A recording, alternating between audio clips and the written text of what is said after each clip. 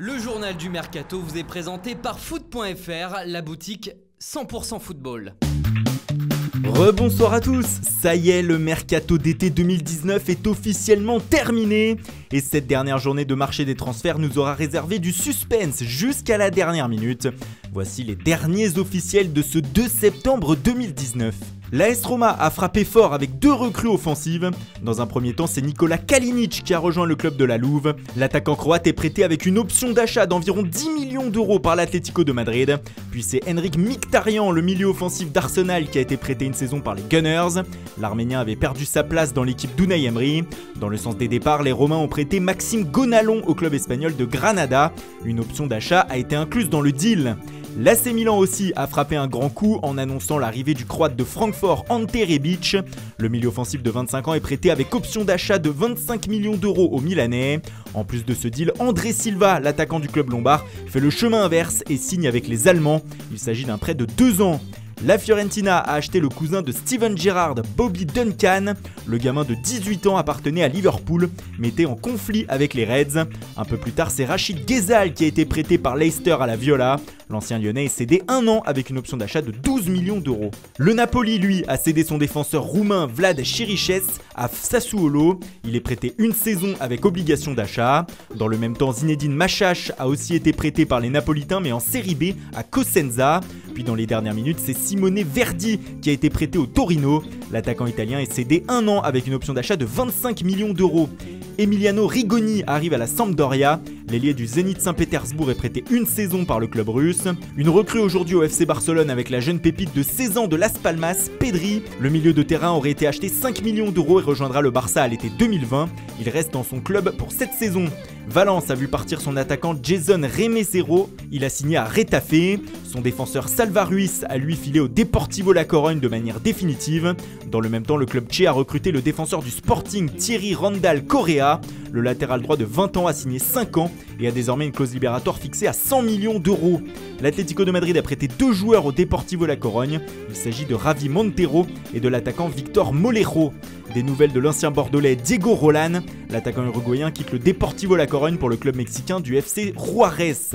En Angleterre, le défenseur de Manchester United, Cameron Borthwick-Jackson, a été prêté à Tranmere, club de Détroit. Manchester City de son côté a prêté 1 an son milieu de terrain Claudio Gomez au PSV Eindhoven. Autre prêt, celui de Alex Garcia de la part des Citizens à Moucron pour cette saison.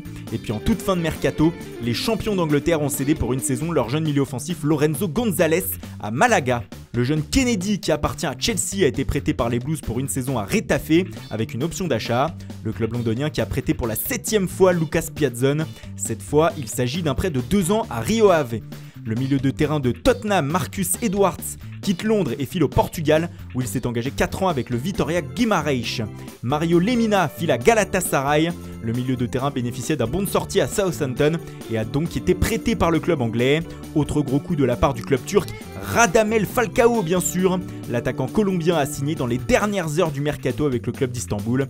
Galatasaray a communiqué sur un transfert gratuit avec Monaco.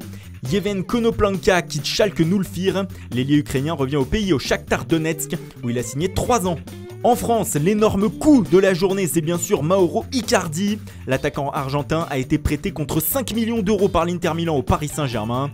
Une option d'achat est incluse dans le deal. Elle s'élève à 65 millions d'euros. Icardi touchera 8 millions d'euros de salaire cette saison dans la capitale avec 2 millions d'euros en bonus éventuel. Dans le sens des départs, Jessé Rodriguez est une nouvelle fois prêté par Paris. L'attaquant espagnol file cette fois au Sporting où il est cédé une saison avec option d'achat. Double coup pour le Stade Rennais. Les Bretons ont officialisé les arrivées de Rafinha, un attaquant brésilien en provenance du Sporting, pour lequel ils ont déboursé 20 millions d'euros, et Jonas Martin qui arrive de Strasbourg. Les Alsaciens qui lui ont trouvé un remplaçant en la personne de Sanjin Prisic, qui revient au club mais cette fois de manière définitive. Il a signé 3 ans en provenance de l'Eventé. L'OL a parié sur l'avenir en faisant signer le jeune défenseur de 18 ans, Sinali Diomandé. Il arrive du club malien de Guidars FC.